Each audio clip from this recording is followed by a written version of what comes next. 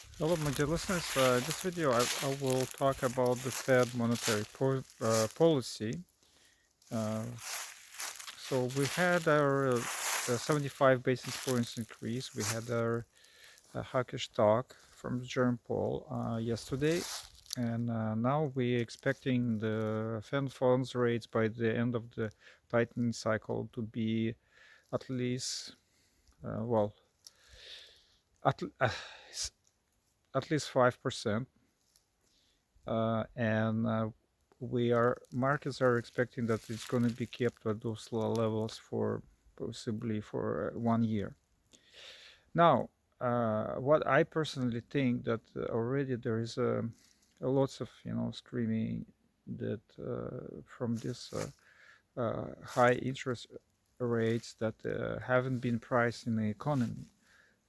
And we see real estate market. We see for a very strong dollar. That's what's going on. And the Fed is basically what it is making big efforts to destroy consumer-based economy. But if you don't have a different type of economy to substitute consumer-based economy, you undermine the government revenue. So you're looking decreasing your government revenues at the same time when there is a recession or depression, and you also looking at the very high interest payments for on a huge debts for the government, which is like they don't have is the deficit. Basically the deficit is going to be unprecedented. I'm not sure how Fed is planning to um, decrease their balance sheet, so they could be like a tough talking.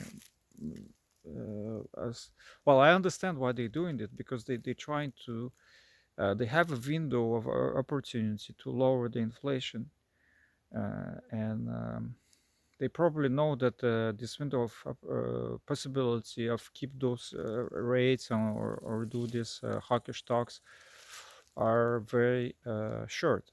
So they trying to profit of those opportunities as much as they can to scare everyone. But we already, like, the people analyzing the bond markets are already noticing that the bond market is not panicking, and they kind of knowing that the Fed is not going to be able to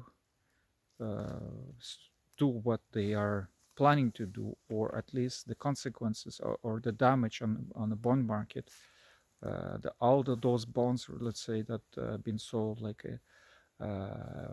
in the last year, in the last 2-3 years, long-term bonds, they've been destroyed by these rate increases. So if holders of those bonds, which is like pension funds, trying to sell them, they're gonna get. I'm not the expert on the bond market, but they're gonna get substantially lower value for those bonds, so long-term bonds that it's been issued in the past couple of years.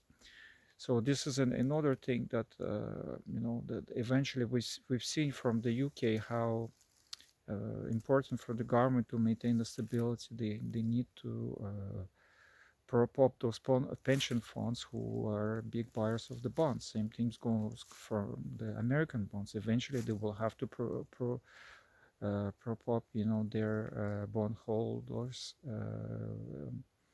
large bondholders of their bond. The Treasury is losing money. They had to pay a higher interest rate. The Federal Reserve is losing money. So I'm curious. Actually, every time I listen the third or fourth conference of the Fed minutes after the Jerome Powell report, none of the journalists are actually asking how he estimates the federal government paying interest on like a 5% interest on those bonds for a year and a half. How much is going to cost? How much debt it's going to be rolled over in the near future? How much it's representing increasing of the spending of the government. So this is like, not me for being an expert, only on a very basic level on the bond market. I think this is represent huge challenges, and I'm not sure how it's going to be addressed. But I'm pretty sure that, like, from my conclusion from that, they won't be able to do what they are intending to do with this. So I don't know what kind of plan they have and how soon it's going to be a reverse, and how it's going to be a reverse. But what they're saying is not what they are going to be doing.